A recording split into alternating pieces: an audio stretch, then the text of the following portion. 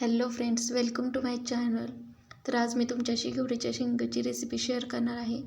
तर इथे पहिल्यांदा कढईमध्ये थोडंसं तेल ओतून घेतलं. त्यानंतरून त्यात राई, जिरं, कढीपत्ता, हळद, थोडासा ठेचून लसूण घातलेला आहे. चवीनुसार मीठ टाकायचं आणि नंतरून स्वच्छ धुवून घ्यायच्या शेंगा व्यवस्थित नीट केलेल्या. नंतर परतून घ्यायचं व्यवस्थित चांगलं परतून झाल्यानंतर त्यात मसाला टाकायचा अंदाजाने आपल्या. नंतरून त्यामध्ये शेंगदाण्याचा कूट टाकायचा.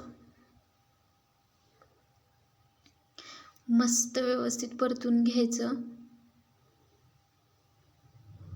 थोडंसं पाण्याचं शिंतोडं टाकायचं आणि झाकून वाफलून घ्यायचं.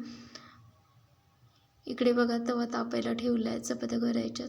अगोदरच मी कणिक मळून ठेवलेली. बघा, इथे मस्तपैकी छान चपात्या केलेल्या आहेत. तर अशाच नवीन नवीन रेसिपी पाहण्यासाठी आपल्या चॅनलला सबस्क्राईब करा, लाईक करा, शेअर करा. बाय.